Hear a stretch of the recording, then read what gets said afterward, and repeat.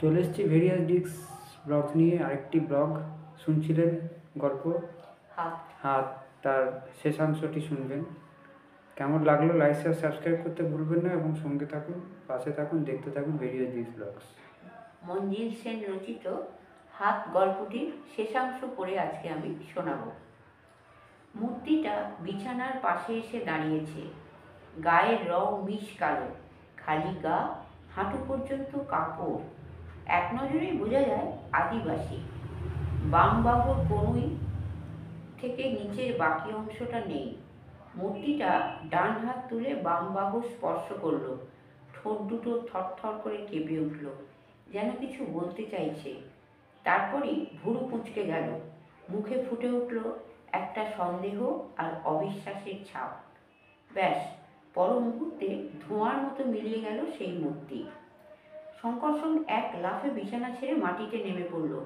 Laboratory room থেকে বাইরে যাওয়ার দরজাটা ভেতর থেকে ছিটকিনি লাগানোই আছে, অর্থাৎ কেউ বাইরে যায়নি, যেতে পারে না। তেমন বাইরে থেকে কেউ ভেতরে আসতেও পারে না। শঙ্করসন দুটো ঘরই আতি পাতি খুঁজল, কিন্তু মূর্তির আর দেখা পাওয়া গেল না। শঙ্করসন আবার শুয়ে পড়ল। আশ্চর্য, সত্যি তবেও ভূত দেখেছে? এর মধ্যে ডাক্তার সিনহার কোনো কারসাজি নেই তো?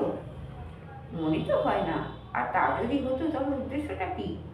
কিন্তু ঠিক রাত 12টার সময় ওটা দেখা যায় কেন? তবে কি ঠিক ওই সময় সেই আদিবাসী মারা গিয়েছিল? নানান প্রশ্নের ভিড়ে কখন যে ঘুমিয়ে পড়েছিল তা নিজেই জানে না। ঘুম ভাঙল একটু বেলা করে। ঘর থেকে বেরিয়ে আসতেই ডাক্তার সিনহা উদ্বিগ্ন গলায় প্রশ্ন করলেন, ঘুম ভালো হয়নি বুঝি? ভূতের দেখা পেয়েছিলেন? শঙ্করসন হেসে জবাব দিল, প্রথম প্রশ্নের উত্তর না, দ্বিতীয় প্রশ্নের উত্তর হ্যাঁ। যাক, ডাক্তার সিনহার মুখে যেন একটা নিশ্চিন্ততার ছাপ ফুটে উঠল। আমি যে আষাঢ়ে গল্প ফেলে আপনার সঙ্গে রসিকতা করিনি, তা নিশ্চয়ই এখন বিশ্বাস হয়েছে। অবিশ্বাস আমি করিনি, তবে মনে সংশয় ছিল। শঙ্করসন জবাব দিল, আর মজার কথা কি জানেন? আপনার ওই ভূত বোধহয় বুঝতে পেরেছিল আমি আসল লোক নই। তার চোখে মুখে কেমন একটা সন্দেহের ভাব ফুটে উঠেছিল। স্ট্রেঞ্জ, ডাক্তার সিনহা বললেন। ওই সম্ভাবনা আমার মাথায় আসেনি। আচ্ছা, আমি এবার বিদায় নেব, শঙ্করসন সহজ গলায় বলল। সে কি?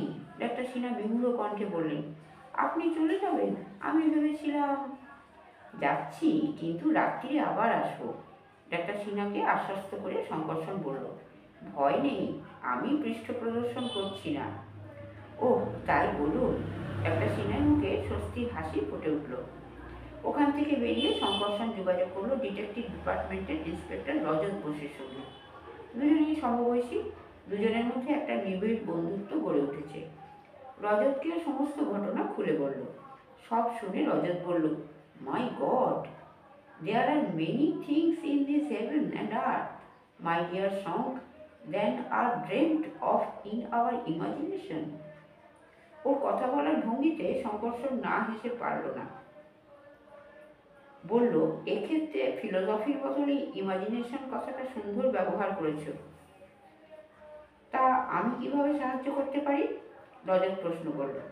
গতকাল বিকেলে এসপ্ল্যানেড ইস্টে আদিবাসীদের একটা মিছিল এসেছিল। টিভিতে সন্ধ্যে নিউজে বলেছিল ফেরার পথে একটা বাস দুর্ঘটনায় তাদের মধ্যে কয়েকজন গুরুতর আহত হয়ে হাসপাতালে ভর্তি আছে। দুজনকে পরে মৃত বলে ঘোষণা করা হয়। আমি ওদের একজনের একটা হাত চাই। Good heavens! রজত বোস গাল চুলকালো। ইম্পসিবল! আহা, আমি তো জীবিত মানুষের হাত চাইছি না। অবশ্যই তা চাইলেও যে তোমরা জোগাড় করে দিতে পারো সে বিশ্বাস আমার আছে। শঙ্করসন একটু রসিকতা করলো। তুমি বুঝতে পারছো না, রজত বাধা দিয়ে বলল। মর্গ থেকে ডেড বডির একটা হাত বার করে আনা অত সহজ নয়। পলিটিক্যাল ইস্যু হয়ে দাঁড়াতে পারে।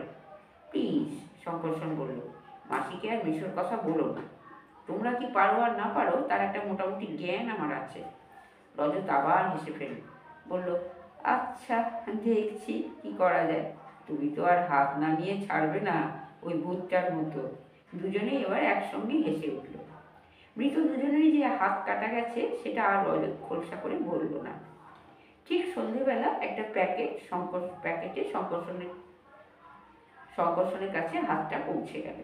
রাত 10:30টায় নিজের ফিয়েট গাড়িটা ড্রাইভ করে শঙ্করসন ডাক্তার সিনহার বাড়ি পৌঁছল। আজও খেয়েই এসেছে। প্যাকেটের দিকে ডাক্তার সিনহা সপ্রসন্ন দৃষ্টি লক্ষ্য করে শঙ্করসন তাকে নিজের পরিকল্পনা বুঝিয়ে বলল। সব শোনার পর ভদ্রলোকের দুচোখ উজ্জ্বল হয়ে উঠল। বললেন, কি আশ্চর্য, এই আইডিয়াটা একবারও আমার মাথায় আসেনি। আপনাকে প্রথম দিনই আমি বলেছিলাম, গোয়েন্দা হিসেবে আপনার সাহায্য আমার কাম্য নয়, আপনার মগজটাই আমার দরকার। একটা বড় কাচের জারের মধ্যে হাতটা রাখা হলো। ডাক্তার সিনহা শঙ্করসনকে নিয়ে বসবার ঘরে এসে বসলেন। শঙ্করসনের কোনো আপত্তি তিনি শুনলেন না। কয়েকটা মাংসের স্যান্ডউইচ ওকে খেতেই হলো। সেই সঙ্গে অবশ্যই ছিল বিলিতি পানীয়। রাত 11টায় শঙ্করসন শোবার ঘরে আশ্রয় নিল। আজও মৃদু নীলাভ আলো একটা মায়াময় পরিবেশের সৃষ্টি করেছে। দারুণ এক উৎকণ্ঠা নিয়ে অপেক্ষা করতে লাগলো শঙ্করসন। ঠিক 12টা বাজার সঙ্গে সঙ্গেই আবির্ভাব ঘটল সেই মূর্তির। গতকালের মতো আজও ওটা কাচের আধারগুলো খুঁজে খুঁজে দেখছে। হাতটা কাচের যে জারে ছিল তার সামনে এসে দাঁড়ালো মূর্তিটা। নিঃশ্বাস বন্ধ করে পরের ঘটনার জন্য অপেক্ষা করতে লাগলো শঙ্করসন। এক মুহূর্ত কিংবা তারও কিছু কম সময় কেটে গেল। তারপরে একটা উল্লাস ধ্বনি ভেসে এলো শঙ্করসনের কানে। পর মুহূর্তে মূর্তিটা সাগরে জার থেকে হাতটা তুলে ধরল চোখের সামনে। কিন্তু তারপরে ঘটল এক আশ্চর্য ঘটনা। একটা ক্রুদ্ধ গর্জন করে মূর্তিটা ছুঁড়ে ফেলে দিল হাতটাকে। তারপরে যে কাঁচের জারে ওটা ছিল সেটাকে সশব্দে মাটিতে আছাড় মেরে ভেঙে ফেলল। আরও কয়েকটা কাচের জিনিসপত্র আছড়ে ভেঙে ওটা দ্রুত চলে এলো শোবার ঘরে। ওই স্তিমিত আলোতেও শঙ্করসন লক্ষ্য করল ও দুচোখ দিয়ে যেন আগুন ঝরছে। মুখে ফুটে উঠেছে একটা ক্ষোভ আর নৈরাশ্যের ছাপ। মুহূর্তকাল শঙ্করসনের দিকে তাকিয়ে ওটা ডান হাত ঘন ঘন নাড়িয়ে কি যেন বলতে চাইল। শঙ্করসন তো ভয়ে কাঁটা। তারপরে অদৃশ্য হলো সেই মূর্তি। এদিকে ভাঙচুরের শব্দে ডাক্তার সিনহা বাইরে থেকে দরজা ধাক্কাচ্ছেন। ব্যাকুল কণ্ঠে বলছেন, কি হলো mister Samaddar? Are you alright? শঙ্করসন তাড়াতাড়ি দরজা খুলে দিল। ল্যাবরেটরির অবস্থা দেখে ডাক্তার সিনহার ভিড় খাবার জোগাড়। শঙ্করসন সমস্ত ঘটনা খুলে বলল। মাই গড, ডাক্তার সিনহা বললেন, you had a narrow escape.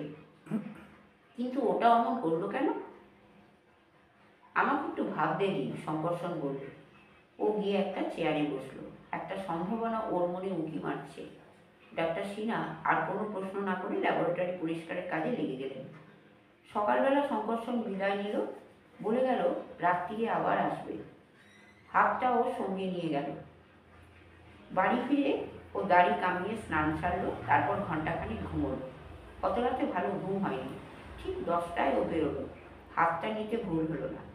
রজত বোসের সঙ্গে ও আবার দেখা করলো। ওর প্রথম প্রশ্নই হলো, কোন হাতটা তুমি পাঠিয়েছিলে? কেন, ডান হাত? রজত একটু বিস্মিত কণ্ঠে জবাব দিল। আমিও তাই ভেবেছিলাম, শঙ্করসন বলল। ওর ডান হাত কাটা হয়নি, বাঁ হাত। সে কথা তুমি আমাকে একবারও বলোনি, রজত অনুযোগের কণ্ঠে বলল। বলেছিলে একটা হাত। আমাকে ওটা জোগাড় করতে অনেক কাঠখড় পোড়াতে হয়েছে। আমারই দোষ, শঙ্করসন স্বীকার করল। আমি হাতটা নিয়ে এসেছি। তারপর গত রাতের ঘটনাও খুলে বলল। শঙ্করসনের বক্তব্য শেষ হতেই রজত বলে উঠল, তোমার যে ঘাড় মটকায়নি এটাই যথেষ্ট। তা ঠিক, শঙ্করসন জবাব দিল। আমার দিকে যেভাবে তাকিয়েছিল আমি ভেবেছিলাম আমার অন্তিম সময় এসে গেছে। অনেক ঝোলাঝুলির পর রজত বাঁ হাতটা পাঠাতে রাজি হল, তবে এক শর্তে, ও নিজেও শঙ্করসনের সঙ্গে ডক্টর সিনহার বাড়িতে রাত কাটাবে, নিজের চোখে ব্যাপারটা দেখবে। শঙ্করসন বলল তাতেও আপত্তি নেই, কিন্তু রজতকে পাশের ঘরে থাকতে হবে। একাধিক মানুষের উপস্থিতিতে ওই মূর্তির আবির্ভাব নাও ঘটতে পারে, সেটা বাঞ্ছনীয় নয়। রজত প্রস্তাব মেনে নিল। শঙ্করসন ফোনে ডক্টর সিনহাকে ব্যাপারটা জানিয়ে দিল। তিনি সঙ্গে সঙ্গে ওদের দুজনকে রাতে খাবারের কথা বললেন। সন্ধ্যের মুখে যেতেই বললেন খাঁটি ফরাসি চ্যাম্পেন খাওয়াবেন। 7টার মধ্যেই ওরা ডক্টর সিনহার বাড়ি পৌঁছে গেল। ভদ্রলোক হাসি মুখে ওদের অভ্যর্থনা জানালেন। বসবার ঘরে নিয়ে বসালেন। শ্যাম্পেনের সঙ্গে শিক কাবাব। আসর জমে উঠল। রাত 9টার সময় খাবার ডাক পড়ল। আজ হয়েছে tandoori chicken, boiled fish with vegetables আর ফ্রুট স্যালাড। ভাত আর রুটি দুটোর ব্যবস্থাই ছিল। খাওয়া দাওয়া সেরে সবাই বসবার ঘরে ফিরে গেল। হাতটাকে আগেই একটা কাচের জারে রাখা হয়েছিল। রাত 11:30 পর্যন্ত গল্প গুজব করে শঙ্করসন শোবার ঘরে গেল। ডাক্তার সিনহা আর রজত রইল পাশের ঘরে।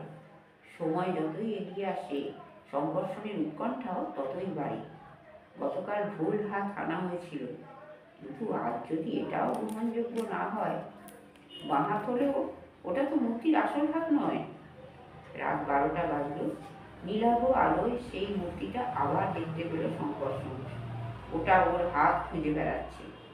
নির্দিষ্ট জারের সামনে এসে গতকালের মতোই মূর্তিটা থমকে দাঁড়ালো। তারপর একটা চাপা উল্লাস ধ্বনি করে হাতটা প্রায় ছোঁ মেরে তুলে নিল। হাতটা ঘুরিয়ে ফিরিয়ে দেখছে মূর্তিটা শঙ্করসনের দিকে পেছন ফিরে থাকায় শঙ্করসন ওর মুখের অভিব্যক্তি দেখতে পাচ্ছে না। শঙ্করসনের বুকের ভেতর যেন হাঁপড় পড়ছে।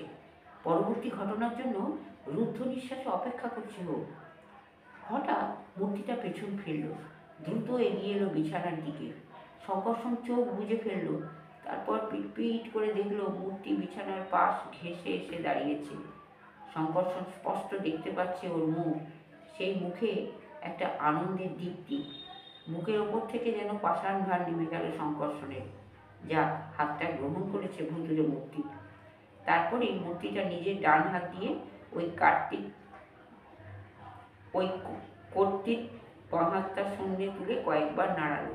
পরে হাতটা বাঁ কনুইয়ের সঙ্গে জুড়ে ধরল। ওর মুখে হাসি ফুটে উঠেছে, একটা তৃপ্তির হাসি। অনেকটা ঝুঁকে ওটা যেন শঙ্করসনকে অভিবাদন জানালো কয়েকবার। তারপরে মিলিয়ে গেল সেই রহস্যময় মূর্তি। কয়েক মুহূর্ত নিঃসাড়ে পড়ে রইল শঙ্করসন। সমস্ত ব্যাপারটাই ঘটে গেল যেন একটা স্বপ্নের মতো, মানুষের বিচার বুদ্ধি দিয়ে যার ব্যাখ্যা চলে না। তারপরে এক লাফে খাট থেকে নেমে দরজার দিকে ও এগিয়ে গেল। রজত আর ডক্টর সিনহা অধীর আগ্রহে পাশের ঘরে অপেক্ষা করছে। শুনলেন তো শেষাংশটি? দেখছিলেন ভিডিও ডিস্ক ব্লগস, শুনছিলেন গল্প হাত, তার শেষাংশ। কেমন লাগলো লাইক শেয়ার সাবস্ক্রাইব করতে ভুলবেন না এবং কমেন্টস করবেন। দেখতে থাকুন, পাশে থাকুন, সঙ্গে থাকুন। ভিডিও ডিস্ক ব্লগস দেখুন। আসবো পরবর্তী ব্লগ নিয়ে পরবর্তী সময়।